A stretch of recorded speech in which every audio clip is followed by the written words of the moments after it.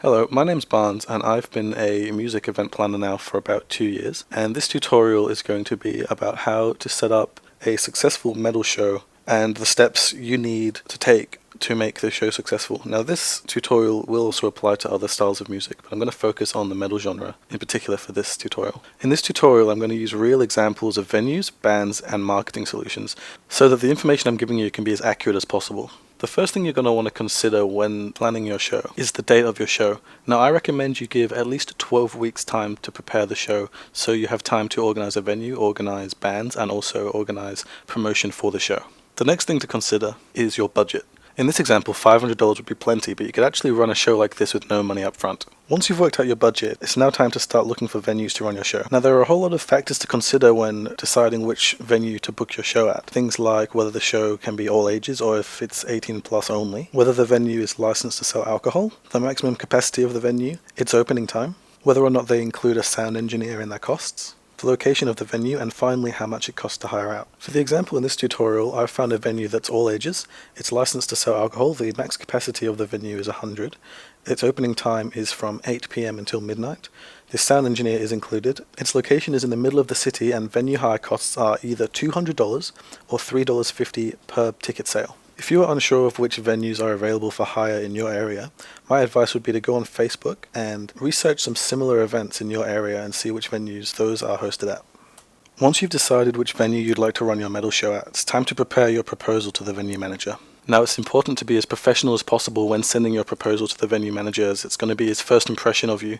You need to make sure that your proposal has all the relevant information that the manager will need. If you need help writing your proposal, I've linked in the description a template I use when contacting venues. After you've sent your proposal to the venue, don't be discouraged if they don't reply back to you straight away. A lot of venues don't check their emails every day and it can take a week, sometimes longer, before they reply to you. Once you receive confirmation from the venue, it's time to start booking bands. Best way to ensure a great turnout is to book as many bands that can fit on the lineup as possible.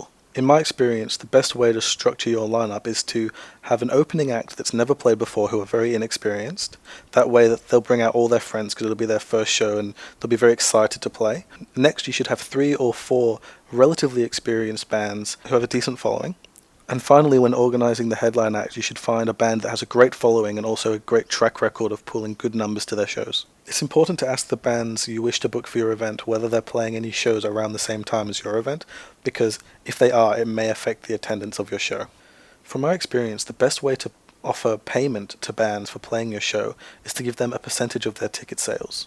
For example, if tickets are $12, then you would offer bands $5 for every person that they bring through the door.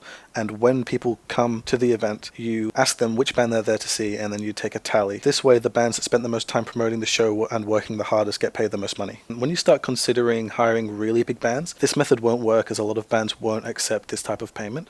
So you might have to offer them a lump sum as well as a percentage of the door earnings. Just like before, when you're booking a venue, it's very important to be as professional as possible when getting into contact with bands to see if they want to play on your show. Again, don't be discouraged if you send a few messages to different bands and don't get much response. Sometimes it can take contacting 20, 30 or even more bands before you get confirmation from enough to have a lineup sorted out. That being said, it's very important to book bands that you think will pull a good crowd and take your show seriously. There's nothing worse than running a show and having 3 of the 6 bands pulling 2 or 3 people each. And this will happen if you're not careful. It's important to book bands that are on the same page as you, so make sure that they know what your goals are for the show. If you're unsure of where to find bands to start asking to book them, you should go on Facebook and look up similar events to the one you're running and look through the bands that are playing on those events. Then once you've done that, go onto those bands' Facebook pages and see other events that they've played and other bands that they've played with. Once you have your lineup organized, it's now time to start promoting the show. The first things you're going to need are a Facebook event and a poster. There are plenty of websites online where you can make a decent poster for free, such as canva.com.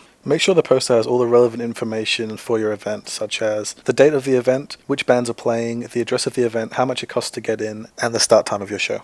If the venue you've hired is a licensed venue, putting drink specials on the poster can also be beneficial. Once you've organized a poster, it's time to make a Facebook event for your show. After you've made the Facebook event, ask each band member of each band to invite all of their friends to the event. It's important that you get each band member to invite all their friends to the event because each band member can invite 400 people maximum to an event page, and because there are 4 to 5 people in each band, 6 bands, that can potentially be an advertising reach of up to 10,000 people just by sending a few invites out. Once you've created a Facebook event and have a decent poster to showcase your event, it's time to consider whether or not you want to offer pre-sale tickets. Although it can cost a little bit of money to set up, I would definitely recommend organizing pre-sale tickets. It's a great way to see how well your promotion is doing, but it also allows you to lock in customers, which ensures a better turnout. Depending on your budget, you may want to consider hiring a service that will stick up posters around your city. I've linked a service that I use in the description that prints and distributes posters. In the next month or so coming up to the event, just keep an eye on all the bands, make sure they're promoting the show. If they aren't promoting the show, just give them a friendly reminder. A couple of weeks before the show, send a message to all the bands to make sure they know when to load in their equipment. It's important that all the bands have all of their gear inside the venue a couple hours before doors open, otherwise it gets very messy having all the bands load in and out during the show. On the night, make sure you're the first person to arrive at the venue so you can meet and greet each band. Not all venues supply a person to sit at the door taking tickets, so you may have to bring a tin of money for change and do it yourself. Make sure you help the band set up for soundcheck, especially if you hired some inexperienced bands. You should aim for the soundcheck to be completed at least 30 minutes before the doors open. Once the show is finished, find a member of each of the band so that you can pay them accordingly. So for this show, I grossed a total of $1,104. The venue hire was $322. The bands cost a total of $460, leaving me a total profit of $322. I personally aim for about 33% of the grossing to go to the bands, and that's all there is to it. I hope you enjoyed this tutorial, and leave it a like if you did, and make sure to subscribe for more content like this.